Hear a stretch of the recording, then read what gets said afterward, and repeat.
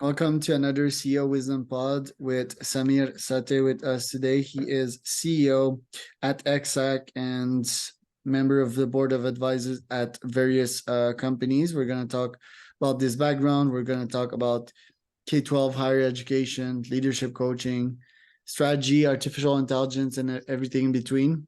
This podcast is brought to you by podpar.com. If you want to start a podcast, if you want to scale your podcast or monetize a podcast, we're specialized into this.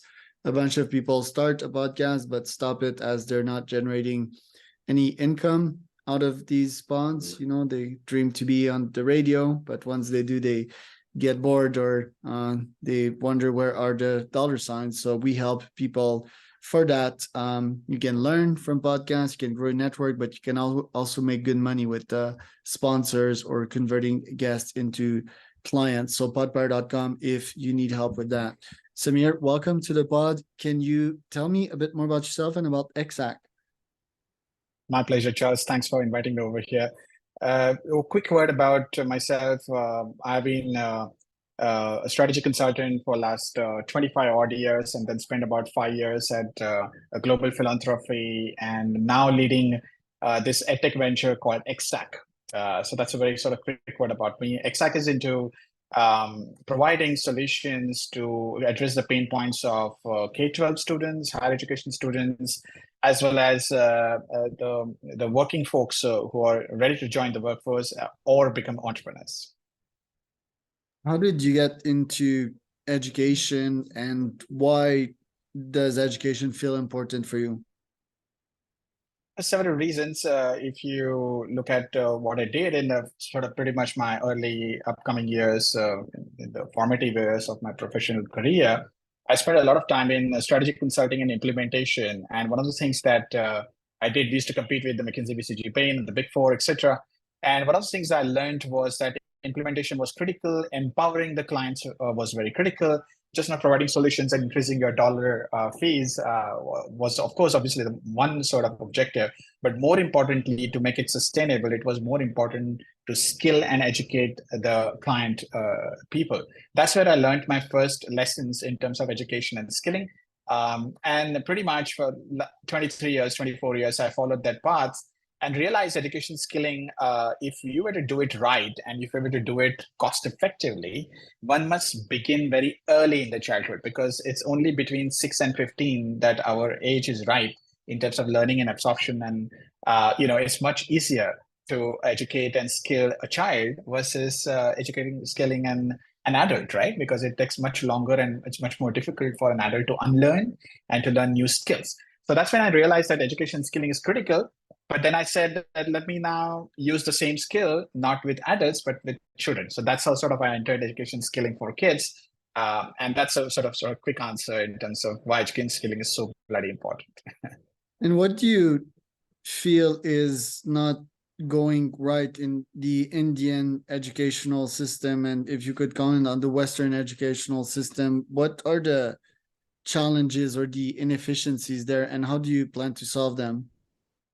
There are a couple of areas that I want to sort of point out. There are trade-offs which are happening at 3-4 levels. The first is quantity of education versus quality of education. In any developing country like India or anything, the first primary objective is to make sure that as many students learn as possible.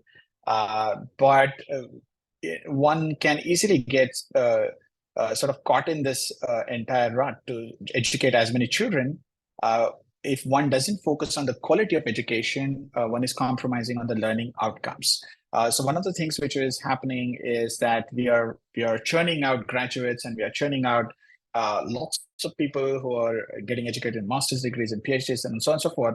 But when they apply their learning to real life situations and the use cases, we are finding a massive deficit, right? So at the end of the day, if your learning is not put into practice, it means nothing.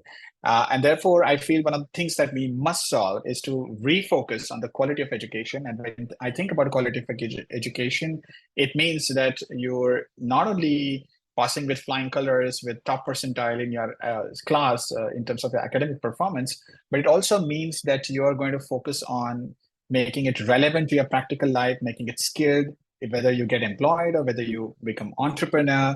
Either way, I think that skilling is very critical, and which is why I feel that's one of the things which is missing in schools. So today, for example, we know as adults and professionals that summarizing your thought is very important, right? We all learned that elevator speech, for example. Now, how many children are really taught how to summarize well? How many children are taught on the other end of the spectrum how to describe, how to explain better? How many children are taught how to take good notes when somebody's having a discussion? Nobody teaches you that in school. Nobody teaches you in school how to question better, because learning becomes better only when you question better. And it's only in question and answers that students and teachers learn better and build a better knowledge base. Time management. Nobody teaches you time management as a subject. Nobody teaches you how to befriend each other, how to build relationships, how to sort of address the authority figure. These are mighty important skills in life, as you know and I know, but this is something which is big time missing in today's education, not in India, but also in Western countries in some parts, which is why you will see in some cases there's a lot of investment going in terms of dollars and money, but the outcomes are a problem. So these are a couple of things which are big time missing in today's education. So that's why I feel I think it's high time, because we are going to be pretty irrelevant if we don't reskill now. It's an urgent problem. It's not only an important problem. Of this. So you mentioned a couple of areas in which the current educational system doesn't provide any education, quote unquote. Some of them that I would add, mindfulness, for example, building relationships, building businesses from a young age. I'm just not sure what we're still teaching our children to fall in the mold. And there's always the question, that, are you meant to be an entrepreneur? Are you genetically wired to be an entrepreneur, or are you not? And I think that's mostly bullshit. It's just that we don't teach entrepreneurship. I think every human is made to express themselves and be creative, and that's entrepreneurship right there. You just have to add the capitalism back into it, and there you go. You have a business. I trade you this for that. And sadly enough, that's another thing. You talked about finance as well. Hell yeah, we're not talking about finance at school. Me, I was thrown in the job market at like 20 years old officially, and I was very stressed, and I felt I had to climb a Mount Everest, and I'm kind of a high performance guy, so I can't imagine normal folks. Like sometimes we see these kids officially adapt to the market at 25, at 30. They stay at their parents' house pretty much forever, and I feel they should learn entrepreneurship and make money quickly, and learn that if they don't have this life flow, this cash flow in their life, they won't achieve independence. And my priority when I was younger was to move away from my parents' house, and I achieved that through being an entrepreneur and making my own money, but that was painful. So I just wish we would prepare our kids better for that reality. Sure. And the question I have for you is, why not? I mean, the very premise of the school system is flawed, which is that you sit on a chair, you listen to someone, and you're graded as bullshit. Like people should be paid for their time and be taught that their energy and their creations are worth something in this capitalist system. So why not have them start businesses at school, and the grade will be if they're paid or not? What do you have to say to that? Yeah, I think it's a valid thought. And taking an example of entrepreneurship, because I've spent quite a deal of my time in my career on entrepreneurship and subjects related to entrepreneurship, it's mighty important, right? It's becoming entrepreneurial. It's not about becoming an entrepreneur, but it's becoming entrepreneurial. And I think that's the skill that we must impart to school children. And I wish all the education systems listen to this. It's high time that they do. For example, when we are thinking about today's irrelevance of skills, half of the problems could be solved if the person is willing to take risks, if the person is willing to experiment, if the person is willing to fail. And these are incredibly important qualities even in life otherwise, right? And that really teaches you a great deal of things. But if you don't teach that in schools, you're going to have a problem later in life in adjusting to ups and downs in your life. So it's critical that we sort of give that training and education to kids. One of the things that is happening today right now is also the role of teachers is changing, right? It's no longer I'm on dais and I'm going to say whatever, and you just have to accept whatever I'm saying. Ability to question and ability to have a dialogue, the teacher becoming a facilitator, and ability to sort of have a meaningful conversation to make the student realize that what is the student's potential, and then have a rich dialogue to actually apply the learnings to real life is a real role of the teacher. But today, it's not that, because our measurement systems, our reward systems, everything is aligned to the things that we followed in 1940s, 1950s, 1960s, and I think we ought to change that pretty fast. I don't know whether you know the statistics, but basically, based on my analysis, I expect that if we are able to reskill even 20% of our kids on this planet Earth in the next 5 to 10 years, we could be releasing $4.8 trillion of value in GDP, $4.8 trillion of GDP, right? So that's obviously not small. And when you think about the staggering numbers, you suddenly realize what's the economic cost that we are paying. And it's not an economic cost, it also has implications on the social cost, right? Mental health, the issues like that. And they are cost because you are rendered incapable and inadequate to live in this world if you are not taught at the early age. So that's something that we need to solve pretty quickly. That's impressive. Yeah. And that's where you realize that when you invest in this world, you get some money back, because these folks, they pay taxes. If these taxes are invested in the right way, well, there can be better infrastructure for everyone. People can live better lives. Trade can happen at a higher frequency. Trust can be more elevated. So yeah, I like that. And then I'm looking at teachers. I think teachers are great at empathy, and they know the science of how to grow neuron cells in our children's. But I think that they're lacking one very important thing, and that's accomplishing stuff. You cannot just teach by teaching. You need to, in my opinion, 80% of teaching is by doing. It's by accomplishing things. And if you're gonna teach mindfulness to children's, well, better be sure that you're great at meditating. If you're gonna teach business to them, well, let's have Richard Branson teach to these kids, not like a small business entrepreneur that could never be successful. The challenge is that these really successful and wealthy folks don't have a lot of time, so that the challenges would be to get them, I don't know, on a Zoom call, or have a course, or even better, have an AI impersonate them and teach at scale. What do you think about that? Well, I think some of these ideas are interesting. Let me give another perspective. Let me flip this. It's also important for students to learn what not to do. So whether you're a failed entrepreneur, or whether you're successful, whether you're whether you have $100 in pocket, or you are a billionaire, either way you look at it, at the end of the day, every conversation that happens in anybody who has tried business or entrepreneurship, there is a value to it. And I think as long as the children are exposed to it, children are given familiarity with what's the real world out there, it will pay off for sure. I'm 100% convinced about that. Thinking about the AI applications and the use case in education skilling, and there's so much being talked about there. I believe there is a tremendous opportunity for AI to augment what we know and augment our decision making.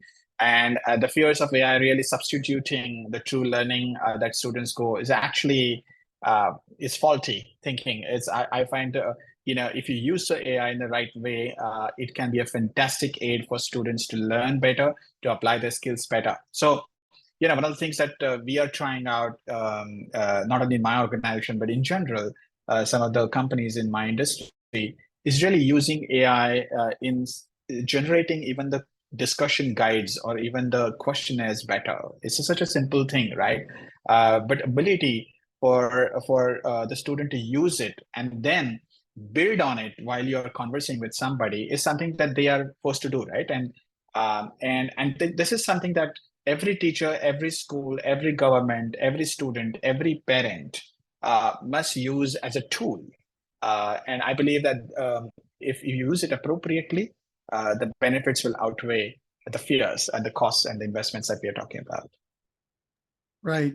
Tell me about India and its future potential growth, because a lot of people talk about China overtaking the US. I think there's no such comparison, but I do think of India as definitely one of the fastest and strongest growing country in the world.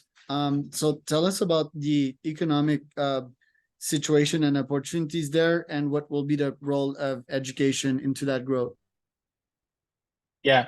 So I think if you look at India, it's pretty much clear. I mean, let me just talk about a couple of indicators which are important. Let's talk about first the economic indicators, right? So we are already third largest economy in the world based on purchasing power parity. By various estimates, by 2040, we will be a force to reckon with in terms of even the real value of the GDP, not the nominal value of GDP as well. If you look at the per capita growth that is expected, per capita GDP growth that is expected from now till 2050 is going to be at least 5x, right? And then when you think about what are those other things that are going to matter a lot, even geopolitically, if you think about India's position in the landscape as far as Asia is concerned, and its competitor China. Since 1980s, China grew brilliantly and excellently, but now facing some trouble out there. And we believe that India could be a fantastic alternative to China in terms of several industries, several investments, not only from the perspective of the large market, but also from the perspective of talent. And I think it's about the market size and it's about the talent potential that India will have to score a lot in next 20 to 25 years in terms of, if you think about the long term.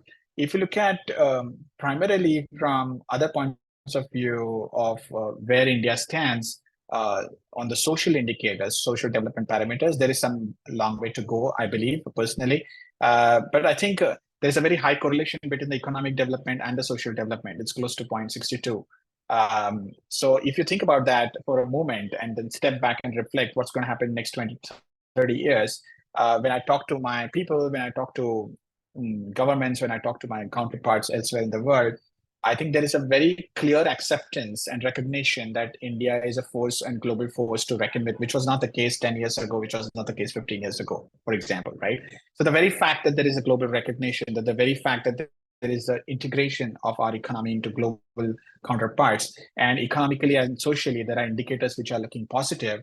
I'm personally very bullish on India taking the center stage. Also, if you look at politically, our current government has stood there for 2 terms, and we expect that there is a continuity in the reforms that are going to happen in future. And these are some things that we need to keep in mind. You're already aware that from a technology point of view, which is a big force that's going to happen, India is already third largest in terms of the number of startups, and 60% of them are technology-led. In the world, right? And there's a massive investment going on there also. So if you think about some of these factors, I think net, we believe that there is a reason for us to be optimistic. And when schools, governments, teachers deal with you, what's the model at play here? What do they need to pay? So I think from our point of view, we have 2 tracks. The one track is a philanthropic track, and we have set for ourselves a vehicle wherein we are going to reach the masses, those who are economically and socially disadvantaged sections of the society. So that's one sort of track. The other track is a for-profit track, wherein we are talking about the investment of not more than $1 per child. Right? When you think about dollar investment per child, at the end of the day, you will have the holistic progress being measured, and that investment that the schools will have to do to avail of our services, which are the plain vanilla services, if they are available at such a price point, it's going to be immensely attractive for even the schools which are not economically upwardly mobile to be able to afford our services, right? So, and therefore, we believe that if you theorize all the offerings that we have in mind, and if you even if you price it at a higher level for those schools who can afford, I think we have a massive large market which is unaddressed.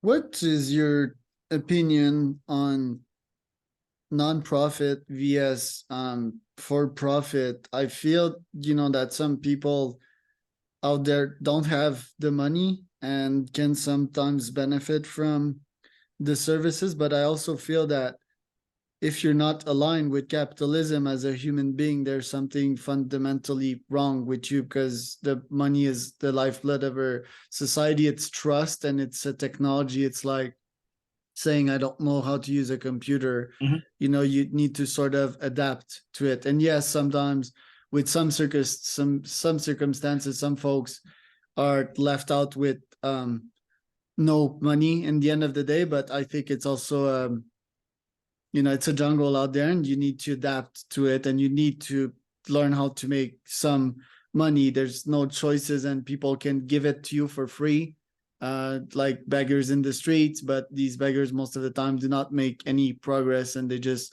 fall over and over in the same trap. So with that being said, I'm quite bullish on social startups that are, let's call it 80% for profit and 20% for Mm-hmm. social good. Mm-hmm. Is that a right opinion? And do you feel that if you're a nonprofit, you could convert into a social startup, build a product that from day one will provide immense value and quote unquote ROI to the client, so much so that they could afford it on day 2, on day 3, and day 5,000, because you offered a great product? What do you think about these opinions? Firstly, I am a strong believer that you can build a sustainable, scalable social enterprise model, provided you run it like a for-profit organization, right? If you run it like a charity, it's going to bite dust in no time. You must have read the latest book, Poor Economics, by Professor Duflo and Professor Banerjee. And one of the famous debates about capitalism and socialism is that if you really think about them as two ends of the spectrum, I can tell you, at least from my experience, it's really, you need to have a good balance of these two, and it's situation specific. But I'm not a believer in charity. I'm not a believer in giving money without expecting any contribution from the recipient, because at the end of the day, society carries the cost of non-contributors and non-performers, and that cost many times is hidden. It blinds us, and we believe it's a charity that is important because there are disadvantaged people. But I'm of the opinion that if you run it well, if you run it efficiently, if you run it properly, you can actually benefit a large section of the society and make them empowered to basically contribute to society and become equal to the advantaged sections of the society, right? So at the end of the day, empowering them is more important than giving, and I make a distinction between these two very clearly. So when one is empowered, has the ability to actually earn its living and earn its standard of living that one deserves, as opposed to just doling out money and doling out charity to somebody. So my belief is that even in education skilling, one can build a very scalable model, not only in India but also globally, to make it sure that it's run efficiently, it's scalable, and there are positive returns. So there is a ROC, very high ROCE at the end of the day. That's my view. Two opinions on that. So, the poverty cycle, my guess is if you stay in that cycle, it's just that you've adapted to it and you're sort of comfortable living in that poverty. That, I mean, might be disproven in some cases, and nothing is ever black or white, it's gray, but that could be an argument to, just leave them alone and have them live their lives, and if they want to live in poverty and they're fine with it, they're fine. Because most people that would have a problem with that, it would come from their inside, and it would be like, oh, I need to get out of that. And humans are quite resilient, they're adaptable, they can get out of this. Now, a counter argument from this is that if you live in a society from a governmental standpoint and you're consuming more than you take, it is the government's duty to try to get you out of that poverty trap, make more money, pay more taxes, and so forth. What do you think about that as a last and parting comment? I think if you look at the evidence, the whole hypothesis that there is a trickle-down effect that will happen to the bottom of the pyramid is actually faulty. The evidence doesn't suggest that. So even if there are government schemes and somebody who is helping the poor, it doesn't suggest that poor will come out of poverty and they will actually one day become better off. In fact, it's quite the opposite. So my view is that we should not leave them in lurch, because I think on a humanitarian ground, it is important to empower them, to make them able and make them capable. So that's would be my position. But I'm dead against just giving it for the sake of giving. I'm definitely for empowering them and making sure that the average of the society comes up. So there is less and less skewness, because in the longer term, that's what will matter. The lesser the skewness will matter a lot. So I think that would be my final take on this. So what are your top 3 goals for the rest of this year? First, as much outreach as possible to as many beneficiaries in India. So firstly, it is basically evangelize and reach there. Second is to create a scalable, tech-enabled, AI-enabled productization of the service, which will allow me to scale faster and make the beneficiary learn better. And the third is really to galvanize the support of the other stakeholders in the ecosystem, because this is not a job of one company. This is a job of lots and lots of entities of different kinds. So make sure that there is a community and there is an ecosystem built of stakeholders to be able to do the same job. Where can people find out more about you, Samir? Just visit my LinkedIn page, and there is some summary about myself, what I've done. I've written a couple of articles, and there's lots of thought pieces out there. There are speaking engagements that I've done. Just go and visit that, and they're free to get in touch with me for any engagement. I will be happy to sort of my email addresses and phone numbers are also there on my LinkedIn page. And we can slot time and we can budget time to discuss with me and engage with me if you're interested. Absolutely fine. Love it. That was another CEO Wisdom Podcast.com with Charles Cormier as your host and Samir Sathe.